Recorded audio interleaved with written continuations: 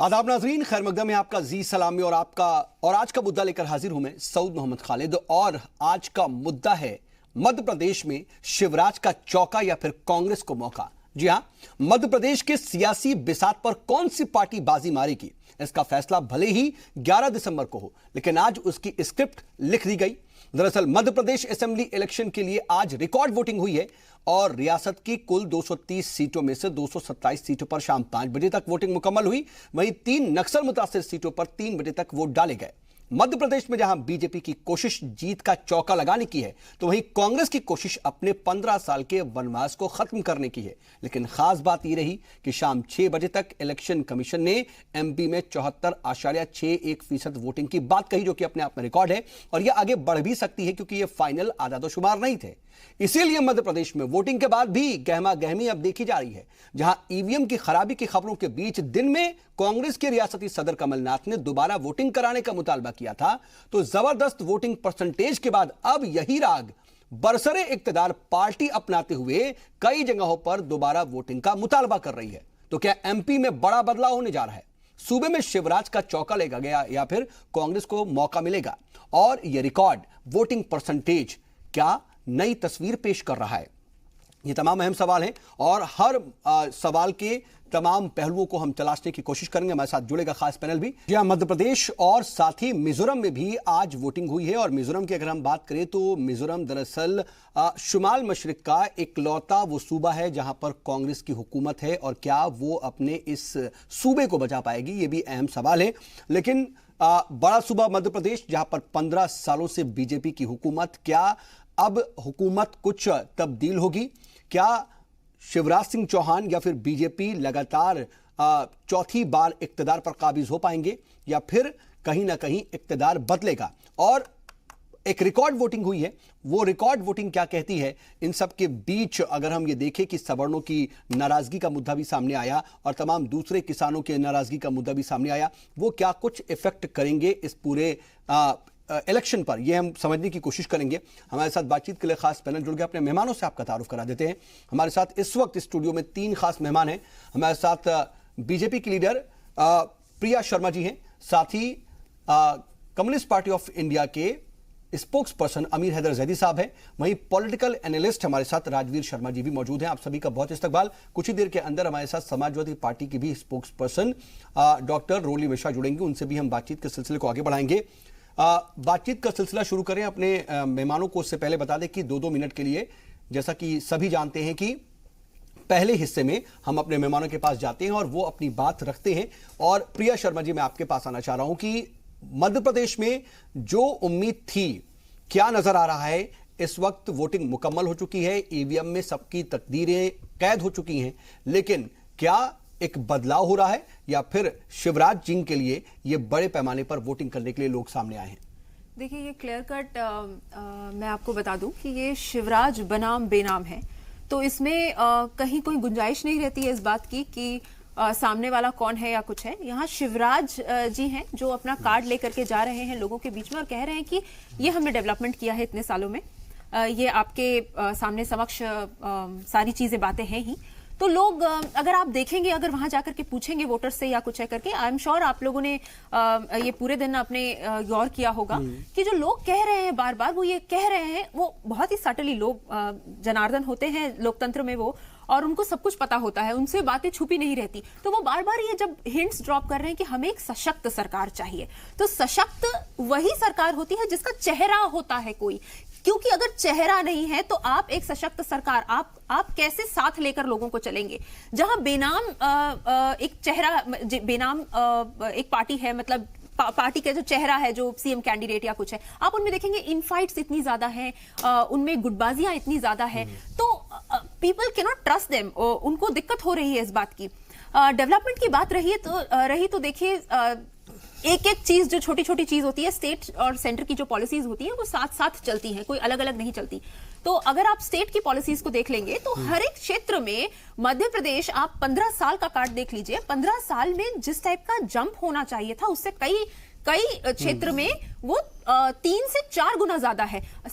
मैं एक छोटा सा एग्जांपल देती हूँ कि सिंचाई का अगर आप औसतन ले लेंगे पूरी कंट्री में, एक तो सिंचाई की व्यवस्था की जाती है जो सरकार करके देती है, और एक होता है कि सिंचाई की सुविधा कितनी लोगों तक पहुंच रही है। तो जो लोगों तक पहुंच रही है उसका एवरेज पूरे देश में 30 से 40% के करीबन है। लेकिन मध्य प्रदेश एक ऐसा स्टेट है जहां पर 70% है। तो आप ये देखिए कि कितना ज्यादा है। फिर अगर महिलाओं की बात कर लें तो सेल्फ हेल्प ग्रुप्स, नहीं बस मैं थोड़ा सा समय लूंगी, तो सबसे बड़ा डिसीजन लिया, फॉर्मेट के अकॉर्डिंग ही जाना पड़ेगा। मैं आपके पास आऊंगा, आप अपनी बात रखिएगा, ठीक है? आप अपनी हुसूलियाबियां गिनवा रही हैं, लेकिन जो बेरोजगारी का मुद्दा है, किसानों की नाराजगी का मुद्दा है, खवातीन के साथ जो जराइम का मुद्दा है, रेप के मामले में जिस तरीके की बातें सामने आती, करप्शन को लेकर के हैं और अवैध खनन को लेकर के हैं, बहुत सी चीजें हैं जो मध्य प्रदेश में बात और जेरे बहस हैं। हम जरा उस पर भी बात करेंगे। लेकिन अमीर हैदर जैदी साहब, देखिए, इन सब के बीच मुसलमान वोटरों की भी बात समझ में आनी चाहिए कि अगर 7.25 करोड़ की आबादी है और 6% वहां पर मुसलमान हैं, तो बहुत ज्यादा तो नहीं, लेकिन भोपाल और आसपास की सीटों पर उनका बहुत ज्यादा दबदबा है आज। लेकिन इन्हीं इलाकों में यह बात कही गई कि जहां जहां मुस्लिम आबादी ज्यादा है वहीं वहीं ईवीएम में खराबी आ रही है, सवाल उठाए जाने लगे। क्या वाकई ऐसा होता है कि सिर्फ वोट कम पड़े या फिर किसी खास तबके को परेशान करने के लिए ऐसा होता है? या खालिद भाई, लोकतंत्र के इस पर्व में मुझे तो पार्टियों को श्रद्धांजलि देने का मन करता है। मैं चाहता हूँ फातिहा पढ़ दूं और उन युवाओं को या उन देशवासियों को मुबारकबाद दूं और अल्लाह से दुआ ये करूंगा कि उनका लोकतंत्र में यकीन बना रहे। वजह क्या है कि चुनाव मुद्दों पर होने चाहिए जो आपने बनाया, लेकिन यहाँ मुद्दों पे हो ही नहीं रहा। माँ, मामा, जीजा, भतीजा, उसके दादा ने ये किया था, उसके बाप ने ये किया, इन चीजों पे चुनाव हो रहा है। लोकतंत्र का इससे कोई मतलब वास्ता नहीं। जनता से जुड़े हुए मुद्दों पर बात ही नहीं हो रही है। बेरोजगारी क्या हालत है इसमें, किसानों की हालत बद से बदतर हो गई है, नौजवानों की हालत क्या, शिक्षा का स्तर क्या है, स्वास्थ्य का स्तर क्या है, शिक्षा का स्तर क्या, कोई इस पे बात करने को तैयार नहीं है। बस एक एजेंडा है कि वो अली वाले हैं, हम बजरंग बली वाले हैं। ये इस एजेंडे पे चुनाव हो रहा है। तो मैं तो ये कहता हूं कि सारी, और दूसरी एक चीज, एक अपना गोत्र गिनाने निकले, मेरा गोत्र ये है, कोई गोत्र बताता है तो मैं तो ये कहता हूं कि लोकतंत्र के इस जो पर्व है, सारी पार्टियों की विचारधाराओं पर एक फातिहा पढ़ने को दिल करता है। और देश के नौजवानों से अपील करूंगा कि अगर इस लोकतंत्र को जिंदा रखना है तो इनके बहकाव में मत आइए, आप खुद सवाल पूछ लीजिए। आपने पूछना चाहिए कि पिछली तरफ जो घोषणा पत्र किया दिया था उसमें आपने क्या क्या किया। क्या गौरव, घोषणा पत्र का नाम गौरव रखने से गौरव वापस आ सकता है? कि घोषणा पत्र का नाम गौरव रख दीजिए या कुछ और रख दीजिए, तो नाम रखने में माहिर नहीं होना चाहिए। सवाल यही बन जाता, ठीक है, कि अगर इस देश को प्रजातंत्र, सवाल तो फिर यह भी बनता है तो जाहिर क्या हर बार इलेक्शन में आने से पहले पार्टियों को अपना पुराना मैनिफेस्टो के सामने रख करके आवाम के बीच जाना चाहिए ताकि लोकतंत्र जिंदा रहे? राजवीर शर्मा जी, देखिए, अभी मैनिफेस्टो की बात कर रहे थे, मैं ये भी समझूंगा आपसे कि क्या वाकई ऐसा नहीं होना चाहिए कि पुराना मैनिफेस्टो भी सामने रख करके नए इलेक्शन में जाएं? कम से कम ये पता चलेगा कि हाँ भाई कितना काम किया। लेकिन इन सब के बीच अगर हम मध्य प्रदेश में आज जो दिन भर हमने देखा सरगर्मी, एक रिकॉर्ड परसेंटेज नजर आ रहा है वोटिंग का, एक बात। दूसरी बात, दिन में कांग्रेस कुछ जगहों पर वोटिंग की बात कर रही थी कि रिपोलिंग कराई जाए, और अब यह खबर आ रही है कि इतना हाई वोटिंग परसेंटेज सामने आया और वोटिंग के बाद बीजेपी जो कि बरसरे इक्तदार है वो ये डिमांड कर रही है कि दोबारा से रिपोलिंग हो कुछ जगहों पर। यह क्या जाहिर करता है? देखिए, एक तो मैं सबसे पहले मध्य प्रदेश के जनता को, मध्य प्रदेश के मतदाता को हृदय से धन्यवाद देना चाहता हूं, बधाई भी देना चाहता हूं कि वो प्रजातंत्र का उत्सव मनाने के लिए इतनी बड़ी संख्या में बाहर निकले और उन्होंने अपने मत का प्रयोग किया। मुझे लगता है कि ये भारत के प्रजातंत्र की मजबूती को दर्शाता है। चाहे राजनीतिक दल कुछ भी मुद्दे बनाए, एक आपने जो सवाल उठाया है, मुझे लगता है कि ये बहुत ही महत्वपूर्ण सवाल है और ये केवल मध्य प्रदेश में नहीं, हर जगह ही उठाया जाना चाहिए कि किस पार्टी ने क्या वायदे किए थे और सत्ता में आने के बाद उन्होंने क्या किया। मुझे लगता है कि मध्य प्रदेश में शिवराज सिंह चौहान जब अपने यात्रा पर निकले या जब उन्होंने अपने कैंपेन शुरू किया तो उन्होंने अपने जो मैनिफेस्टो था उसी के बेसिस पर उन्होंने मतदाता से अपील की, चाहे वो किसान के लिए था, चाहे वो युवाओं के लिए था, चाहे वो किसी अन्य व्यक्ति के वर्ग के लिए था। और दूसरी तरफ ये बात भी सच है कि जब कोई मुद्दे नहीं होते तो लोग जाति का, लोग गोत्र का, लोग धर्म का, इसका मकसद और इसका सवाल उठाते हैं। अगर आप देखें तो ये सारी जो जाति की राजनीति, धर्म की राजनीति, गोत्र की राजनीति, ये कांग्रेस ने शुरुआत मध्य प्रदेश में की और उसका नतीजा ये हुआ कि शायद वहाँ पर जब ये कहा कि मुसलमानों को 99% की राजनीति किसने की, दादा को गाली किसने दी? वही बता रहा हूँ कि मुझे तो फक्र होता कि अगर राहुल गांधी बजाय झूठ को सच करने में लगे रहते, जनेऊ लेकर के ब्राह्मण सिद्ध करने में लगे रहते, अगर वो फक्र के साथ कहते कि फिरोज खान मेरे दादा थे और इंदिरा गांधी मेरे फिरोज खान की पत्नी थी और इसलिए मैं फिरोज खान का पोता हूँ, लेकिन वो पता नहीं क्यों वहाँ पर ब्राह्मण सिद्ध करने में मोतीलाल नेहरू मोइनुद्दीन हो गए आपकी नजर में? जैसे नहीं पर क्यों लग गए वो सिद्ध करने? मोतीलाल नेहरू को मोइनुद्दीन बताने का काम आप कर रहे हैं, लेकिन यहाँ पर दादा मामा नानी की बात हम नहीं कर रहे हैं। कमाल है, नहीं कर रहे हैं। मोइनुद्दीन ठीक है, फिलहाल हम नहीं कर रहे हैं। मैं आ रहा हूँ, मैं आप तीनों के पास आऊंगा, लेकिन जब तो कहता हूँ कि भाई साहब, जैदी साहब असल मुद्दों पर, जो मोतीलाल को जब हम असल मुद्दों पर बात कर रहे हैं तो असल मुद्दों पर बात होनी चाहिए। कमाल है। आप ये कह सकते हो कि मेरा नाम शर्मा है या मैं ब्राह्मण हूँ, तो ब्राह्मण में वोट हो रहा है क्या? आप कह सकते हो क्या? देश के नीतियों पे वोट हो रहा है, कार्यकलाप पे वोट हो रहा है। आप बताइए आपने क्या किया? आप नहीं बताएंगे। आप इंदिरा गांधी को गाली देंगे, जवाहरलाल नेहरू को देंगे, मोतीलाल नेहरू को मोइनुद्दीन बताएंगे। ये हो रहा है क्या? वो अपनी दादी का गोत्र, कमाल है भाई। वो उनका गोत्र तो नहीं है, वो उनकी दादी। तो गोत्र में वोट मांग रहे हो? ये लोकतंत्र गोत्र में चलेगा? मुझे क्या मतलब आपका गोत्र क्या है? मैं तो नहीं जानना चाहता आपका गोत्र क्या है। मैं जानना चाहता हूँ कि आपने क्या किया मध्य प्रदेश में। आपने क्या किसानों पे गोली चलवाई, लाठीचार्ज किया, लोगों को गौरक्षा के नाम पे मारा, किसी को रोजगार नहीं दिया। आपका गोत्र ये है? जैदी साहब, आपका गोत्र है क्या?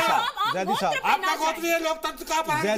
जैदी साहब आपका गोत्र। जैदी साहब ठीक है, जैदी साहब और ठीक है, प्रिया शर्मा जी, प्रिया शर्मा जी ठीक है, हम गोत्र पर बात नहीं कर रहे। अभी हम फिलहाल मध्य प्रदेश की सियासत पर आज इंतखाबात हुए हैं, उस इंतखाबात को लेकर के हम जरा बात करते हैं। आज वोटिंग में जिस तरह के माहौल नजर आए, जिस तरीके से तमाम जो लोग हैं उनके अंदर जोश नजर आया और आने वाले वक्त में क्या तस्वीर बनेगी, हम जरा उस पर बात करते हैं। और प्रिया जी ठीक है, इन सब के बीच आपने कहा कि ठीक है शिवराज बनाम बेनाम है।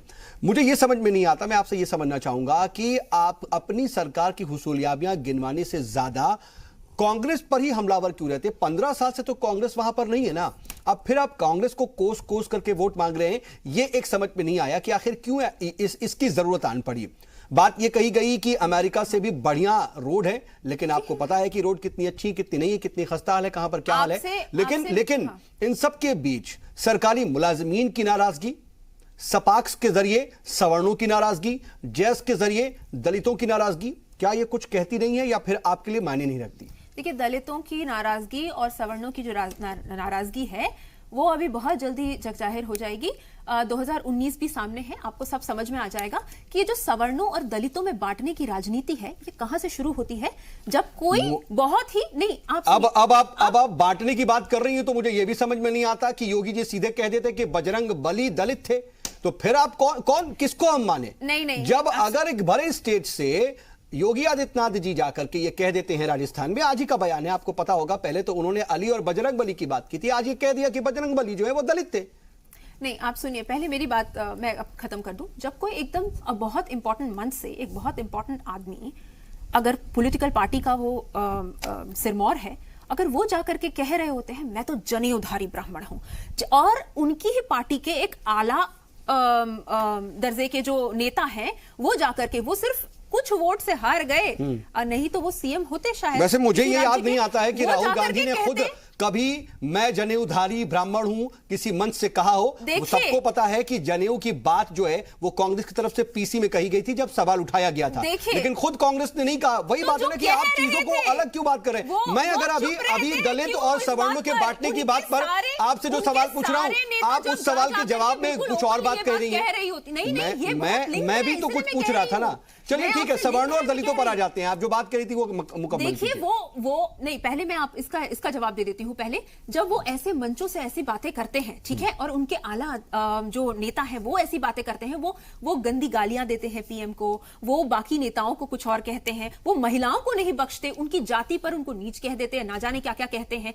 तो राजनीति जो वो बांटने की है, जो दलितों और सवर्णों की, सवर्णों को ही अधिकार है, दलितों को तो कोई अधिकार नहीं है, तो ये बांटने की राजनीति तो उन्होंने की। जो विकास की राजनीति कर रहा है, जब शिवराज सिंह जी जा रहे थे इलेक्शन कैंपेनिंग के मोड में, तो उन्होंने तो कहीं ये सब बातें नहीं की कि हम सवर्णों की बात कर रहे हैं, हम दलितों की बात कर रहे हैं, हम फलाना की बात कर रहे हैं। वो कह रहे थे हम तो कार्ड सामने रख रहे हैं आपको, हमने 15 साल में क्या किया है। 15 साल का आप अगर ब्यौरा मांगते हैं या कुछ है, तो 15 साल से पहले जब पहले की सरकार छोड़कर गई थी और शिवराज सिंह जी की अभी जो परफॉर्मेंस है पूरे 15 साल की, आप कंपैरिजन कर लीजिए। मैं तो बोल रही हूं कि जितना इंक्रीज होना चाहिए, जो पहले इंक्रीज का परसेंटेज था, उसमें कई एक सेक्टर्स में तो 5 से 6 गुना ज्यादा जंप है। तो आप उसको कैसे निगलेक्ट कर सकते हैं। रोड्स की बात रही तो रोड्स की बात उन्होंने कही कि अमेरिका से बेहतर रोड है। मैं कहूंगी कि अगर किसी को डाउट है इस बात का, तो वहां के हाईवेज को जाकर के देखे, खुद गाड़ी चलाकर देखे, अपने आप बहुत क्लियर हो जाएगा कि रोड्स कैसे हैं। मैं इतना पूछना चाहूंगा रोड्स के बारे में, तो मैं अभी आपको कुछ आदाद और शुमार भी उस पर पेश कर दूंगा, लेकिन आपको ये भी पता है ना कि हाँ, मध्य प्रदेश में हर 1000 में से 43 जो नौजवान हैं वो बेरोजगार हैं।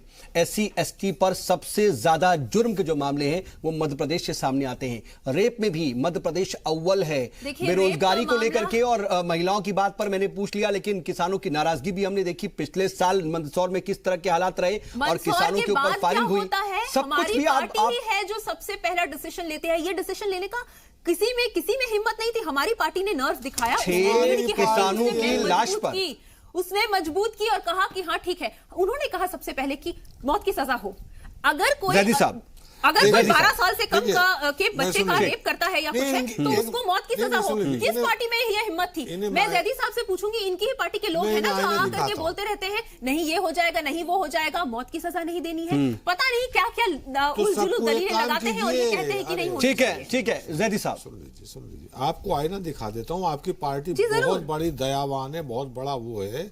मैं आपको कई जब उत्तर प्रदेश के अभी 6600 दरोगा भर्ती जो बिल्कुल सिलेक्टेड है, 13,000 सिपाही भर्ती बिल्कुल सिलेक्टेड हैं, सारे पास कर ली हैं, सारे युवा भीख मांगने को तैयार हैं। उनकी वो पार्टी आपकी है उत्तर प्रदेश कर, जिन्हें वायदा किया था आंगनवाड़ी वर्कर को, जिन्हें वायदा किया था टीचरों को, बीएड टीचरों को, जिन्हें वायदा किया था किसानों को, वो सब सड़क पे घूम रहे हैं। कोई पुरसाने हाल नहीं है। मसला यहाँ ये नहीं है मुसलमान चाहिए या राम चाहिए। अब मुझे ताज्जुब होता है सोच के ऊपर कि भगवान राम के समकक्ष आम इंसान को खड़ा कर देते हैं लोग।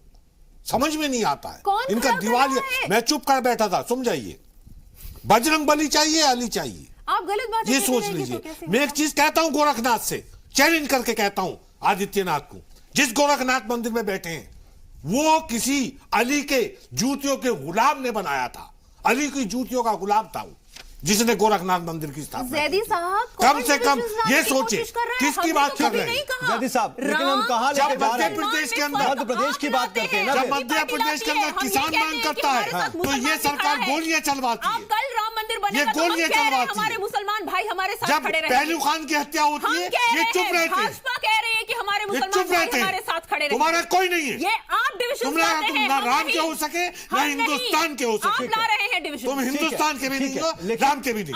लेकिन एक बात बताइए, ठीक है, बार-बार हिंदू और मुसलमान में डिवीजन प्रिया जी अमीर है जैदी साहब, ठीक है, मैं आप दोनों के पास आऊंगा। और जैदी साहब जरा हम बात कर रहे हैं मध्य प्रदेश की, अगर हम सिर्फ मध्य प्रदेश पर रहे तो ज्यादा बेहतर है ना। आप कहीं और जाएंगे तो फिर उसके बाद डिरेल होती जाएगी बात, और फिर मध्य प्रदेश की बात तो कहीं धूमिल हो जाएगी। मैं आऊंगा, लेकिन राजवीर शर्मा जी, ये जो हाई वोटिंग परसेंटेज है इसको आप किस तरह से देखते हैं एक पॉलिटिकल एनालिस्ट होने के नाते? देखिए, अगर आप मध्य प्रदेश की बात करें, मैं उसी पे फोकस करना चाहता हूँ। एक तो ये है कि ये जो हाई परसेंटेज ऑफ वोट हुआ है, ये कहीं ना कहीं वहाँ की जनता का एक निर्णायक भागीदारी को शो करता है। बिल्कुल। और दूसरी बात मैं ये कहना चाहूँगा कि शिवराज सिंह चौहान ने जो अपना वहाँ पर रिपोर्ट कार्ड पेश किया, ये जो आप गोलियों की बात कर रहे हैं, इसका दूसरा भी है कि वहाँ पर जो किसानों की फसल की कीमत थी, उसका जो अंतर है वो वहाँ की सरकार ने उनको पे किया है। तो अंतराल का जो है वो भी तो किसान ही है ना, जिनको वो मिला है, तो वो किसान भागीदारी करेगा।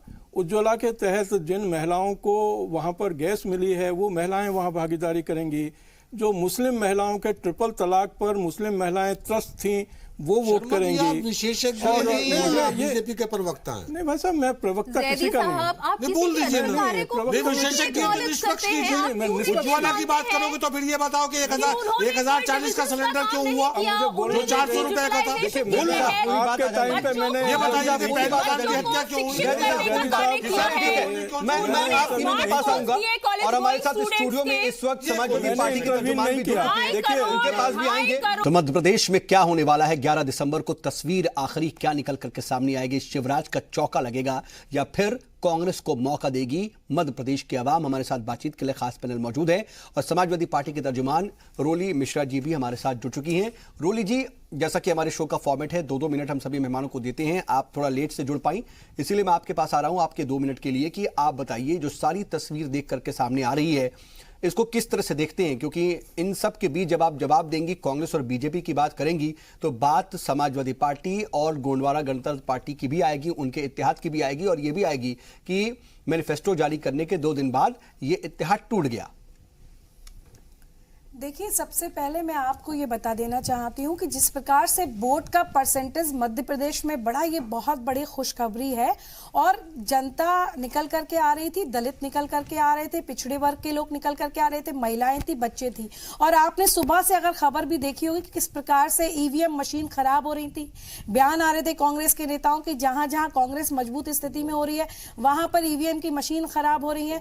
तो कुल मिलाकर के ये जो चुनाव था, ये 2 तरीके का चुनाव था। पहला तो ये था कि इस चुनाव को हम जैसी पार्टियां जो आज उत्तर प्रदेश में हम लोगों का वजूद है, वो अपने वजूद का विस्तार करते हुए कहीं ना कहीं मध्य प्रदेश में अपनी जड़ों को जमाने की कोशिश में थी। और निश्चित तौर पर जब आप 11 दिसंबर को यहां पर बैठेंगे तो आपको बहुत सकारात्मक नतीजे मालूम पड़ेंगे समाजवादी पार्टी को लेकर के भी। दूसरी चीज मैं आपको बता देती हूँ, जिस प्रकार से कांग्रेस की स्थिति कांग्रेस बता पाएगी आपको बेहतर तरीके से, लेकिन हम एक मजबूत स्थिति में मध्य प्रदेश में अपनी शुरुआत कर रहे हैं और वो शुरुआत आपको 11 दिसंबर को देखनी पड़ी। हम लोग बहुत आश्वस्त हैं और ये हमारा एक, हम ये माने कि इन 75% या फिर उससे ज्यादा की वोटिंग में कांग्रेस का वोट आपने काट दिया।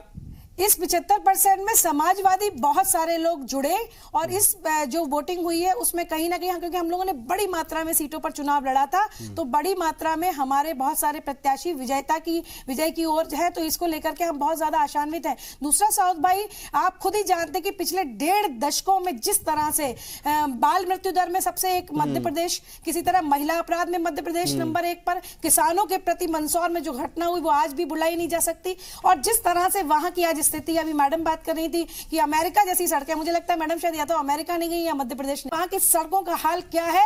अगर आप सिर्फ ग्वालियर से लेकर के दतिया, जो सबसे बड़ी एक देवीय पृष्ठभूमि है, वहां भी अगर आप जाएंगे तो कम से कम आपको 4 से 5 घंटे जाने में लगते हैं वहां पहुंचने में। सड़कों के इतने खराब हालात हैं, जो कि ठीक है, सड़कों की बात तो कर ले, हम अपने जो है लगातार ग्राफिक्स के जरिए भी इसको दिखाने की कोशिश कर रहे हैं। और देखिए प्रिया जी, मैं आपके पास आ जाता हूं कि देखिए सड़कों की बात आई, जो मेरे पास डेटा है 2005 से लेकर के 17 के बीच 35,923 किलोमीटर सड़कें बनी हैं और ये बाकायदा सरकारी आदादोशुमार हैं कि जो शानदार की कैटेगरी में नजर आती हैं तो वो 6,140.481 किलोमीटर, ठीक ठाक या बहुत अच्छी अगर देखे जाएं तो 4,921 किलोमीटर, लेकिन औसत 1,228 और बहुत बुरी 290 किलोमीटर की सड़कें दिखती हैं।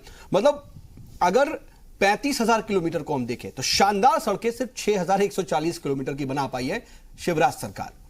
देखिए, मुझे बड़ा इंटरेस्टिंग लगा कि हमारी बहन ने कहा कि या तो मैं मध्य प्रदेश नहीं गई या अमेरिका नहीं गई। Maybe she is very lucky to go to both of the places, maybe other people are not that lucky. अलग बात है, जो खैर नहीं, आपने कंपैरिजन इस तरीके का किया, आपने कंपैरिजन इस तरीके का किया। और मैं आपको सड़क के बारे में साउथ भाई एक बात यहाँ पर और जोड़ना चाहती हूँ कि 305 किलोमीटर की आगरा लखनऊ एक्सप्रेसवे, आगरा लखनऊ एक्सप्रेसवे जो माननीय अखिलेश यादव जी ने 3.5 साल में मिलकर के बनाया, वही आगरा लखनऊ एक्सप्रेस पूरे रोड में आपने समाजवादी के गुंडे खड़े कर दिए, अलग बात है, खैर छोड़िए। और वो लड़कों से जो थोड़ी बहुत गलती हो जाती है वो उनकी बात तो छोड़ दीजिए। प्रिया जी, लेकिन जी आपको किसी गुंडे ने यहाँ ठीक है प्रिया जी, चढ़ा होगा, ठीक है नोएडा में बैठी हुई है और ये नोएडा खुद उत्तर प्रदेश में आता है। आप भी अब मध्य प्रदेश में जरा आ जाइए। क्या मामला प्रिया है? जी, आपको प्रिया मैं जी नहीं बताना चाहती और ज्यादा। प्रिया जी, अगर आप इतना स्पष्ट रूप से बोलना चाहती तो आप सबसे पहले मध्य प्रदेश में महिलाओं की स्थिति के बारे में सर, सब पर्सनल नहीं होते। रोली जी और प्रिया जी, नहीं हो रहा है बलात्कार का स्तर क्या है, इस पर बात करनी पड़ेगी।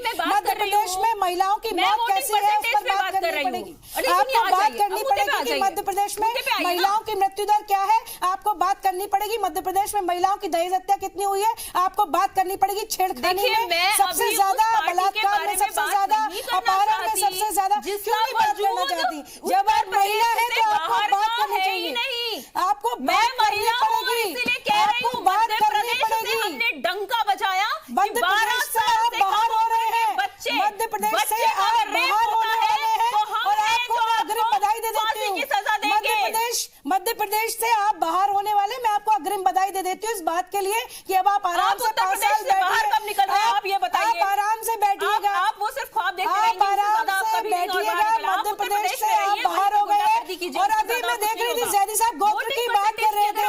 साउथ भाई मुझे जानने दो कि कभी क्यों नहीं पूछा। ठीक है, वोटिंग परसेंटेज को लेकर के इनकी तरफ से बात आ रही है। और प्रिया जी देखिए, ये भी मुझे समझ में नहीं आ रहा, मैं पूछना चाहता हूं आपसे कि आखिर क्या वजह आन पड़ी कि खुद आप गवर्नमेंट में हैं और वोटिंग जब खत्म हो गई उसके बाद बीजेपी ये डिमांड कर रही है कि कुछ जगहों पर रीपोलिंग कराएं।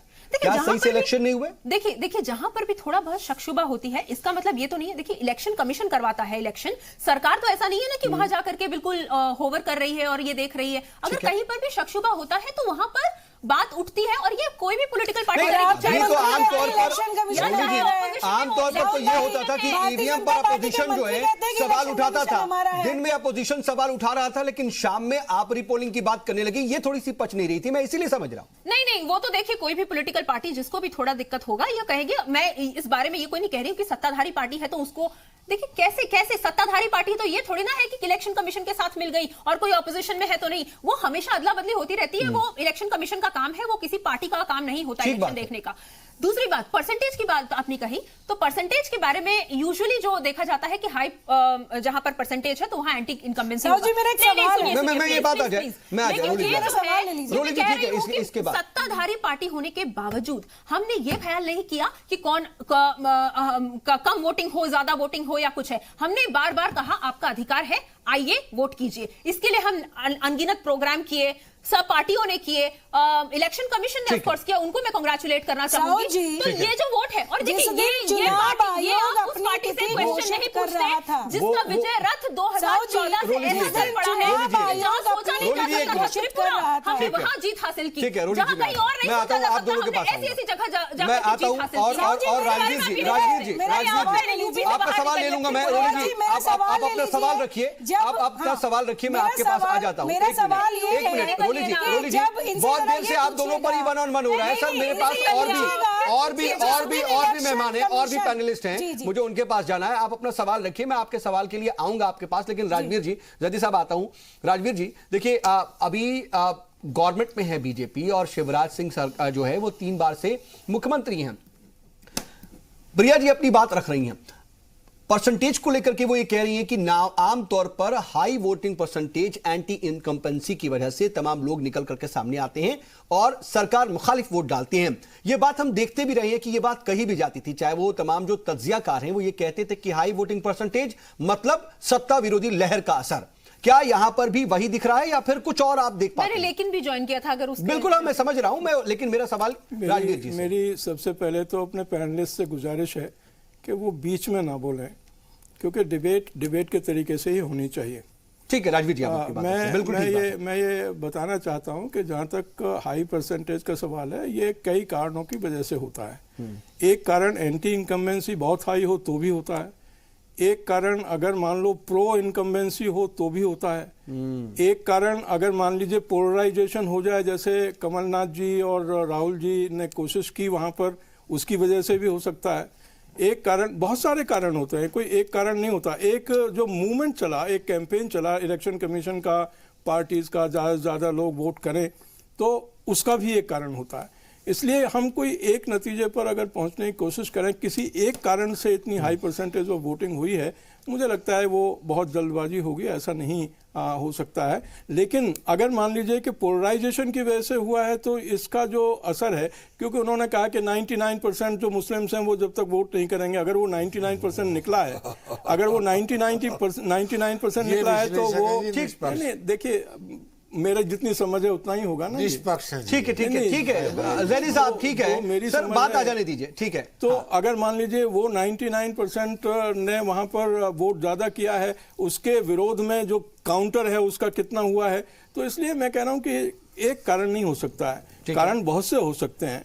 वहां पर जो एक असल तस्वीर जो है वो 11 दिसंबर को ही पता चलेगी। हम ये नहीं कह सकते हैं कि एंटी इनकम्पेंसी फैक्टर जो है वो हावी था, इस वजह से इतना हाई वोटिंग परसेंटेज हुआ है। ठीक है सर, 11 दिसंबर को तस्वीर साफ होगी। लेकिन जैदी साहब, इन सब के बीच देखिए वोटिंग परसेंटेज की पोलराइजेशन को भी लेकर के बात हो रही है कि मुस्लिम वोटर्स को पोलराइज करने की कोशिश की गई। बात यह है कि कितने मुस्लिम वोटर्स को पोलराइज कर लिया जाएगा और कितनी सीटों पर उनका दबदबा नजर आता है, जिसकी वजह से वो एक तरह से इक्तिदार हासिल करने में मददगार हो जाएंगे। देखिए, इस पे बाद में आऊंगा, पहले आप ये देखें पूरे चुनाव के अंदर, पूरे चुनाव में कहीं आपने नोटबंदी का जिक्र सुना कि साहब हमने नोटबंदी की है इसलिए मैं वोट दे दूं? कहीं जीएसटी का जिक्र सुना? कहीं किसानों की आमदनी हमने दुगनी कर दी है, इसका सुना? वो स्टेट का तो सुना था। नहीं, वो किसानों की बात तो सुनी, मैं बात सुन लीजिए, लेकिन मुझे ये भी बताएं कि जिले इलाही भी रोड बनवा रहे हैं, वो भी कहते हैं कि हम भी रोड बनवा रहे हैं। तो ये मध्य प्रदेश के अंदर रोड बनवाए, जिले इलाही ने रोड बनवाए थे, या मामा कहना चाहिए तो मध्य प्रदेश के लोगों को मामा बना रहे हैं? समझ में ये भी आना चाहिए, मामू। मगर मसला ये, मामा मामू एक ही बात है। एक चीज और आप देखेंगे, 5 राज्यों में चुनाव थे तो राम के नाम पर एक सॉन्ग रचा गया। वो इसलिए रचा गया कि यहां पे इनका जनाजा निकलने वाला था, लेकिन वो भी टाई टाई फिश हो गया। देश की जनता समझ गई कि टाई टाई ये सब सॉन्ग रचने वाले लोग हैं। और मुसलमानों की क़यादत पे आ जाता हूं खालिद भाई, मुसलमानों की क़यादत तो अकल से मुर्दा है और ज़मीर से जिंदा है। मुसलमानों को क़यादत चाहिए, अकल से वो जिंदा हो और उसका जमीर मुर्दा। देखिए, अगर हम जब जाके कुछ होगा, अगर हम मुस्लिम वोटरों की बात करते हैं ना जैदी साहब, 50 लाख के करीब मुस्लिम वोटर्स हैं। निमाड़, मालवा और भोपाल को अगर हम मिला ले, तकरीबन 40 सीटें ऐसी हो जाती हैं जहां पर बहुत ज्यादा असर है। तो ये कहीं ना कहीं एक डिसाइडिंग फैक्टर तो कहीं ना कहीं क्रिएट हो जाता है। डिसाइडिंग फैक्टर इसलिए नहीं है कि मुसलमान, और शायद इसीलिए कमलनाथ को यह कहना पड़ा कि भाई आप बाहर निकलिए और हमें वोट कीजिए। नहीं, सुन लीजिए, ये तो सब एक वो है। मैंने आपसे एक चीज पहले कहा था कि कांग्रेस के अंदर ऐसे बहुत कंस मामा है जो चुनाव से पहले ऐसा बयान देते हैं। अकेला राहुल क्या करे? राहुल ने कहा था कांग्रेस जो है वो मुस्लिम्स की पार्टी है। राहुल गांधी ने कहा था ऐसे कंस बहुत है, किस किस का वध करेगा? उससे नहीं होता है। और मुसलमान संगठित होकर वोट देता ही नहीं है। अगर मुसलमान संगठित होकर वोट देने लगे तो हिंदुस्तान के अंदर 140 लोकसभा की सीट ऐसी है जिसमें मुसलमान बहुमत में रहता है और वो एक क़यादत हो सकती है, 140 सीट पे जीत सकता है। लेकिन क्या क़यादत? राहुल प्रेम पे कुछ बोलना चाहती हूं। क्यों कि असल में ये है कि उनकी क़यादत में वो एक फतवा फौरन दे देते हैं। ये तो आरएसएस का एजेंट है, कम्युनिस्ट एजेंट है। ठीक है जैदी साहब। और प्रिया जी मैं आता हूं एक मिनट। राजवीर जी मैं एक चीज लेकिन और समझना चाहूंगा। ठीक है, आप पॉलिटिकल एनालिस्ट हैं और मध्य प्रदेश को बेहतर तरीके से समझ भी रहे होंगे। वहां पर देखिए इन सब के बीच कांग्रेस और बीजेपी के बीच जो 1-on-1 की फाइट है, लेकिन इन दोनों का ही खेल बिगाड़ने के लिए कुछ और पार्टियां भी मैदान में थीं। सपाक सामने आया वजूद में और सवर्णों की एक पार्टी बनी और यह कहा जा रहा है और बार बार अभी भी यह बात कही जा रही है कि जो सवर्णों की नाराजगी है वो बीजेपी को भारी पड़ सकती है। लेकिन जैस के तौर पर दलितों की भी पार्टी सामने आ जाती है और ये बात कही जाती है कि दलित भी नाराज हैं और इन सब के बीच समाजवादी पार्टी गोंडवाना गणतंत्र पार्टी के साथ चली जाती है, हालांकि उनका इत्तेहाद टूट जाता है। ये खेल तो बिगाड़ेंगे ही ना दोनों ही पार्टियों का। लेकिन फायदा किसको ज्यादा पहुंचेगा और किसका ज्यादा खेल बिगड़ेगा, ये आपसे समझना चाह रहा हूं। ये मुझे लगता है कि आपने बिल्कुल सही सवाल किया है। एक तो ये कि सवर्णों की नाराजगी किसको भारी पड़ेगी, क्योंकि अगर मान लीजिए हम ये कहें कि सवर्ण नाराज हैं, तो सवर्ण नाराज हैं किसके खिलाफ? वही जानना अगर मान लीजिए वो बीजेपी के खिलाफ हैं, सपोज हाइपोथेटिकली अगर वो बीजेपी के खिलाफ हैं, शिवराज सिंह के खिलाफ हैं, तो उसका ऑल्टरनेटिव किसके पास है? क्या कांग्रेस या दूसरी पार्टी उनको कोई ये दिखा रही है कि ये इसका उद्धार या इसका सॉल्यूशन ये है? मुझे लगता है इसीलिए तो उन्होंने अपनी पार्टी बना ली ना सर। दोनों से नहीं, अगर दोनों से मुतमईन नहीं थे तभी तो सपाक्स आई। सपाक्स आ गई तो क्या सपाक्स को वोट मिलेगा? मैं ये कह रहा हूं कि सवर्णों का वोट ना बीजेपी को मिला ना कांग्रेस को मिला, क्या सपाक्स को पड़ा? ये जानना चाह रहा हूं। मुझे लगता है कि ये जो छोटे छोटे मूवमेंट्री चीजें बनती हैं उसको कोई बहुत ज्यादा समर्थन पब्लिक देती नहीं है, खासतौर पर जहां टू पार्टी सिस्टम हो। सर लेकिन जब एक बाकायदा एक बड़ा वर्ग, बड़ा तबका, सवर्ण तबका खुद ये कह रहा है कि ये हमारी पार्टी है, तो क्या वो निकल करके बाहर आया और अपनी पार्टी को उसने वोट दे दिया? उसके बावजूद भी मुझे लगता है कि जो पार्टी बनी है सवर्णों की, उसका कोई बहुत ज्यादा समर्थन सवर्णों ने किया हो ऐसा मुझे लगता ऐसा नहीं होगा। अच्छा, ऐसा मुझे लगता नहीं। पार्टी बनी है वो और तो सिर्फ वोटर के बीच में गुमराह करने वाली स्थिति है। आरएसएस वोटर को गुमराह करना। वैसे मैं बात कर लूं थोड़ा सा। सर ठीक है राजवीर जी। हाँ, तो मैं ये कह रहा हूं जयस का कोई फैक्टर नहीं, इसलिए इसका कोई बहुत ज्यादा फर्क पड़ने वाला है नहीं। रोली जी कह रही है कि सपा की परफॉर्मेंस वो बहुत ज्यादा पुरुम्मीद है। हाँ, लेकिन मैं ये कह रहा हूं कि जहां मुझे लगता है कि शिवराज सिंह चौहान चौथी बार भी जीत सकते हैं, उसके पीछे एक कारण ये भी लगता है, न केवल उसकी परफॉर्मेंस। मामा नहीं बनने वाले। ठीक है सर पूरी बात आ जाए जल्दी से। मैं कुछ जो है मुझे लगता पॉइंट की बातें समझना चाह रहा हूं जल्दी से। मैं इसलिए कह रहा हूं कि जब वहां पर जो बात चल रही है चौथी बार वो क्यों आ सकते हैं, उसके पीछे न केवल मैं ये कह रहा हूं कि उनकी अपनी परफॉर्मेंस के बेसिस पे वो आने की कोशिश करेंगे, लेकिन दूसरी बात जो मैं कह रहा हूं वो ये कि वहां पर छोटे छोटे जो ग्रुप बन गए हैं वो ग्रुप भी बीजेपी को फायदा पहुंचाएंगे, ये फायदा पहुंचाएंगे। ठीक है, चलिए हम इसको समझने की कोशिश करेंगे। और जैदी साहब इससे इत्तेफाक नहीं रख रहे हैं। रोली जी इस पर क्या कहती हैं जरा हम समझेंगे। प्रदेश की हम बात कर रहे हैं कि वहां पर रिकॉर्ड वोटिंग परसेंटेज दर्ज हुआ है, लेकिन ये रिकॉर्ड वोटिंग परसेंटेज जो है वो क्या कहता है? क्योंकि हम अभी तक ये समझते थे कि एंटी इनकम्बेंसी का जो फैक्टर है वो जब हावी होता है तो ऐसा होता है, लेकिन पिछले 2-3 सालों में चीजें बदली भी हैं, ट्रेंड बदला है। जब हाई वोटिंग परसेंटेज सामने आता है तो ऐसा नहीं है कि सिर्फ और सिर्फ सरकार मुखालिफ ही वोटिंग हो। यह हमने बीते कुछ असेंबली इलेक्शंस में देखा है। बहरहाल रोली जी मैं आपके पास आ रहा हूं। आपका एक सवाल था, मैं चाहूंगा कि वो आप सवाल भी रख लें, लेकिन वही बात है कि जब समाजवादी पार्टी मैदान में है, आप एक तरफ अजीम इत्तेहाद की बात करते हैं, यहां पर 1-on-1 की तो फाइट अब नहीं है, क्या ऐसा माने हम? और समाजवादी पार्टी कुछ अपना रोल प्ले करेगी, हम ये देखें, अगर रोल प्ले करेगी तो वो सिर्फ कांग्रेस को नहीं नुकसान पहुंचाएगी क्या? देखिए, मध्य प्रदेश विधानसभा में समाजवादी पार्टी के भी नुमाइंदे होंगे, ये बात तो आज आप लिखित में मुझसे ले लीजिएगा। दूसरी चीज मैं आपको बता दूं, आपके पीछे भागेगी? दूसरी चीज मैं आपको बता दूं कि ये देश कहीं ना कहीं एक तीसरे विकल्प की तलाश में है।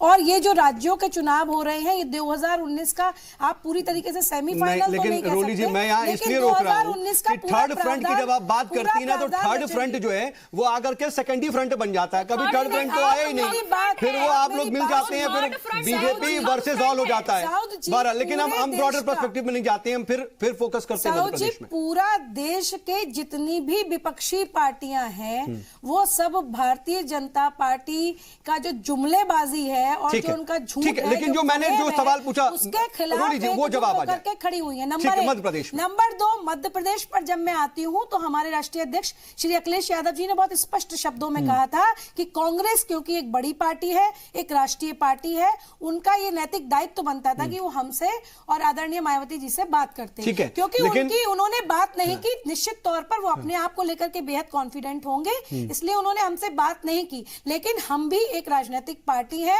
और हमें अपने विस्तार को लेकर के, हमारा नेता युवा है और हमें पूरे देश में अपना विस्तार करना है, तो हमारी शुरुआत जो है, लेकिन क्या आपको लगता नहीं है कि ये शुरुआत जो है वो आप चले हैं? नहीं, रोली जी, क्या ऐसा लगता नहीं है आपको कि जब आप चले 2-4 कदम पर ही आप लड़खड़ा कर गिर पड़े? क्योंकि आप जहां एक साथ मिलकर के गोंडवाना गणतंत्र पार्टी के साथ इंतखाबी मंशूर जारी करते, घोषणा पत्र जारी करते, 2 दिन बाद गोंडवाना गणतंत्र पार्टी के देखिए साउथ जी, हेड ये कहते हैं कि राजनीतिक- समाजवादी पार्टी उन्हें खत्म कर रही है और इत्तेहाद तोड़ देते हैं। तो ये कैसी कोशिश थी कि आप इत्तेहाद भी कायम नहीं रख सके इलेक्शन तक? 2 दिन के अंदर इत्तेहाद टूट गया। राजनीति हमेशा व्यवहारिक होती है, राजनीति हमेशा वक्ती तौर पर होती है और राजनीति कहीं ना कहीं प्रयोग के आधार पर भी होती है, ये आपको भी पता है। नहीं, अगर ऐसा नहीं होता तो भारतीय जनता पार्टी कश्मीर में पीडीपी से हाथ नहीं लगाती और बाद में वहां छोड़ देती। मैं प्रिया जी से समझ लेता हूं। प्रिया जी, ये जो तमाम दूसरी पार्टियां हैं, डेफिनेटली उसको वोट तो पड़ा ही होगा, और ऐसा नहीं है कि हमको ये मान ले हम कि बिल्कुल भी वोट नहीं पड़ा है, चाहे वो जयस की बात कर ले, सपाक्स की बात कर ले, समाजवादी पार्टी या फिर गोंडवाना की बात कर ले। लेकिन क्या ये आपको नुकसान पहुंचाएगा या फिर कांग्रेस को, या फिर दोनों को फर्क नहीं पड़ता? देखिए, भाजपा का जो वोटर है वो पहले से डिसाइड होकर के आ रहा था। वो इन सब पार्टियों से, और ये जो बार बार क्यों कह रहे हैं कि हमें सशक्त सरकार चाहिए, वो देख चुके हैं ना। महागठबंधन, बहन कह रही थी कि महागठबंधन, मैं उसे ठगबंधन कहती हूँ, जो पहले ही बनने से पहले ही, साथ आने से पहले ही टूट जाता है। एक एक करके सारे नेता निकल जाते हैं, इनके भी तो निकल गए। दूसरी बात कि आप ये किस पार्टी से पूछ रहे हैं कि किसको नुकसान होगा, किसको फायदा होगा? जो 2014 से जो विजय रथ हमारा शुरू हुआ, हमने हर जगह ऐसी ऐसी जगहों में जा करके विजय अपनी प्राप्त की जिसके बारे में सोचा नहीं जा सकता था। यूपी 72 कभी सोचा नहीं था किसी ने कि इतना कर पाएंगे। त्रिपुरा, जहां पर जमी हुई थी सरकार सीपीएम की, वहां पर हमने जाकर के उसे नहीं, लेकिन देखिए बिहार में क्या हुआ, कर्नाटक में क्या हुआ, गुजरात में आपको कितनी फाइट पड़ी, ये भी वक्त मुख्यमंत्री दोनों झारखंड जाके सुनिए आपकी मैं बात बड़ी प्रेम से सुन रही थी। नहीं, आप प्रोफेसर है, पढ़ाती हैं, कम से कम आंकड़े नए रखिए। आपके मुख्यमंत्री, उप मुख्यमंत्री को उपचुनाव में हम लोगों ने हरा दिया है। आप सुनिए, आप पहले सुनिए। झारखंड में पहली बार हमने स्टेबल सरकार 5 साल की एकदम प्रॉपर दी है, ठीक है। मध्य प्रदेश की बात कर लीजिए ना। नहीं, मध्य प्रदेश में हमारी सरकार स्टेबल रही है, डेवलपमेंट कर रही है, और हम ठीक है, आप चौथी बार आ रहे हैं। लेकिन दूसरी बात, पूछना चाहती हूँ, उनका जो युवराज प्रेम बार बार निकल कर आ रहा था ना, वो ऐसे बता रहे थे जैसे बेचारे हैं युवराज, फलाना है। मैं उनसे पूछना चाहती हूँ, युवराज क्या इतने मेरा सवाल साउथ भाई, जल्दी से आप जवाब दीजिए। आपसे सवाल है, मुझे फिर फाइनल कमेंट के लिए जाना है सबके पास। ठीक है, सवाल पूछ लिया। मेरे पास वक्त नहीं है, जल्दी से जवाब ले लेते हैं। रोली जी, ठीक है रोली जी, अब और वक्त नहीं है। जल्दी साहब, पूरा टाइम सर अब और सवाल जवाब का वक्त नहीं बचा ना। रोली जी, ठीक है, मैं आऊंगा। जल्दी साहब, आपकी पार्टी जो है वो गठबंधन ठीक है। रोली जी, प्रिया जी, ठीक है, हम इस पर बात कर चुके हैं, डॉक्टर रोली मिश्रा। ठीक है, रोली जी, ठीक है, रोली जी और प्रिया जी, ठीक है, मैं आप दोनों के पास आऊंगा। जैदी साहब, जल्दी से जवाब दीजिए। देखिए, वो जवाब तो कांग्रेस जाने, उसका मैं मगर बात नहीं, लेकिन आपकी बातों में राहुल प्रेम दिखा उनको ना। प्रेम फूट रहा था, इसलिए मैंने आपसे पूछ लिया। बता रहा हूँ। ये प्रेम वैसे ही जैसे आदरणीय है, पर उनका अरे भाई सुन लो यार, कहना चाहिए। रोली जी सुन लीजिए, राजनीतिक विश्लेषण भी आरएस की सुन मानसिकता। ठीक। मैं बार एक चीज कह रहा, बहुत दिनों से सोच भी रहा था कि 5 राज्यों में चुनाव है, किसी कांग्रेस के कंस का बयान क्यों नहीं आया जो बीजेपी के मामा को फायदा पहुंचा सके। अचानक कांग्रेस के कंसों के बयान आने लगे। ठीक है, अब बीजेपी के लेकिन राहुल प्रेम पर आप नहीं कुछ कह रहे हैं। लेकिन मैं सुन लीजिए, मैं अपनी बात मुकम्मल कर देता हूं, बाद में वो उसका सर आप 30 सेकंड में कर लीजिएगा। हाँ, वो 30 सेकंड में जो आप कहना चाहें वो मुझे दे दीजिए पहले। चलिए ठीक है, 30 सेकंड में अपनी बात उसे कर देता हूँ। बात मुस्लिम वोटर्स की आती है। हाँ बिल्कुल साहब, मुस्लिम वोटर ये है, वो है, ऐसा है। मैं आपको एक इतिहास बता देता हूँ। आज अंबेडकर जो है वो देश को हीरो है, लेकिन देश के हीरो जब बने, जब स्वीकार किया देश ने, जब उनकी कौम ने उन्हें सर पे बिठाया, फिर किसी की औकात नहीं हुई कि अंबेडकर को बुला कह सके। आज हर आदमी अंबेडकरवादी बनता है। कांग्रेस अंबेडकरवादी, बीजेपी अंबेडकरवादी, सपा अंबेडकरवादी। लेकिन मुस्लिम कौम की एक बदकिस्मत ये रही, इसमें 100 अंबेडकर है, लेकिन उन्होंने एक को भी अंबेडकर नहीं बनाया। सुरैया तैयब, हसरत मुहानी, एक लाइन से गिना सकता हूँ 100 आदमी, लेकिन एक को अंबेडकर नहीं बनाया। ये बात तो खुद मुस्लिम कौम को समझनी पड़ेगी कि आखिर वो बिखरे हुए क्यों हैं, और उनकी क़यादत के लिए कोई ऐसा, ठीक है, कोई ऐसा लीडर क्यों नहीं सामने आता है। ठीक है प्रिया जी, आप ये बताइए कि इन सब के बीच अगर हम फाइनल तौर पर देखें, आज जिस तरीके की तस्वीर सामने आई, बीजेपी ये कह रही है कि आप चौथी बार जो है इलेक्शन जीतने वाले हैं, लेकिन मुझे ये बताइए कि इस बार क्या टफ फाइट मिली आपको कांग्रेस से? क्योंकि ये बात कही जा रही है कि अगर आप जीत भी गए तो ये जीत उतनी आसान नहीं जितनी पिछली बार की रही होगी, इससे पहले जितनी भी बार जीती आपने। रोली जी, माफ कीजिएगा, प्रिया जी। देखिए, टफ फाइट और आप किसके नाम तो पता ही नहीं है। खैर, हमें भी पता नहीं है। हम कोशिश ही कर रहे हैं कि कौन है, किसके खिलाफ आप बताने की कोशिश कर रहे हैं। कांग्रेस है तो कांग्रेस में कौन सा चेहरा है, कौन वो लोग हैं, क्योंकि उनके जो नेता हैं वो भी थोड़े बिखरे से नजर आ रहे हैं। कौन है नेता ये भी हमें खैर नहीं पता है। तो ये जो जीत होगी, लेकिन यूपी में ऐसा ही होता था। देखिए वही बात है ना कि जब आपके वहां होता है तो आपको कोई दिक्कत नहीं होती। आप यूपी में किसके चेहरे पे गए थे? फिर आप बोलते हैं मोदी जी का चेहरा है, हम केंद्रीय नेतृत्व जाते हैं। ठीक है, चलिए ठीक है, ये मौका, अगर मौका मिला है तो आप बोल रही है कांग्रेस को मौका मिलता है तो वो आपको बोलते हैं। रोली जी, युवराज के नाम पे भी लड़ा जा रहा है, ये भी क्लियर नहीं ये है इलेक्शन, किसके नाम पर लड़ा जा रहा है। ये इलेक्शन, इस बार जो इलेक्शन हुआ मध्य प्रदेश में, कितना अलग है पिछले बार के इलेक्शन से? देखिए साउथ जी, जिस प्रकार से कई अन्य पार्टियां आई हैं और बहुत सारी जो पार्टियों ने वहां पर बड़ी मजबूती से चुनाव लड़ा है, ये तो पहली चीज तो ये है कि कहीं ना कहीं ये राष्ट्र, ये देश तीसरे विकल्प की तलाश कर रहा है।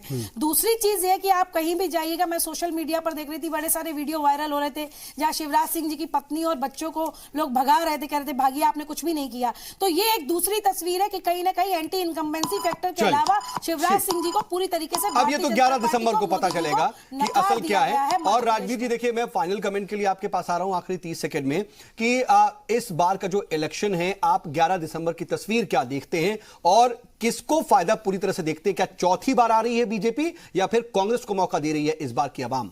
देखिए, मुझे लगा है कि इस बार ये जब शुरू हुआ था तो लगता था कि दोनों ही पार्टीज अपने अपने एजेंडा पर लेकर के, मैनिफेस्टो को लेकर के और परेशानियों को लेकर के चुनाव लड़ रहे हैं। लेकिन बाद में कांग्रेस ने उसको थोड़ा जातिवाद की तरफ इतना धकेल दिया कि प्रधानमंत्री की माँ और बाप को भी वो घसीट लाए। इसकी वजह से क्या हुआ कि वहाँ की जो जनता है, अरे भाई साहब, चलिए ठीक ठीक, लेकिन लोग सर वक्त नहीं है। ठीक है सर, आपको क्या लगता है 11 दिसंबर सर, 11 दिसंबर को क्या मुझे लगता है कि इस समय चाहे वो कम से बने या ज्यादा से बने, जो और क्या होने जा शिवराज सिंह चौहान की सरकार मुझे लगता है बनेगी। चलिए ठीक है, यहाँ पर ये बात पॉलिटिकल एनालिस्ट कह रहे हैं कि शिवराज सिंह चौहान की सरकार बनेगी, लेकिन असल तस्वीर 11 दिसंबर को साफ होगी। आप सभी मेहमान हमारे साथ जुड़े, बातचीत में शामिल हुए, इसके लिए आपका बहुत बहुत शुक्रिया। अब ये देखना होगा कि 11 दिसंबर को असल में क्या निकल करके सामने आता है, लेकिन फिलहाल तो ये दिख रहा है कि जो वोटर्स हैं वो बहुत ज्यादा जोश के साथ अपनी हक राय दही का इस्तेमाल करने के लिए आए। कहीं ना कहीं चीजें बहुत ज्यादा सरप्राइजिंग भी नजर आ सकती हैं। 11 दिसंबर को नजर बनाए रखिएगा। आज का मुद्दा में बस इतना ही।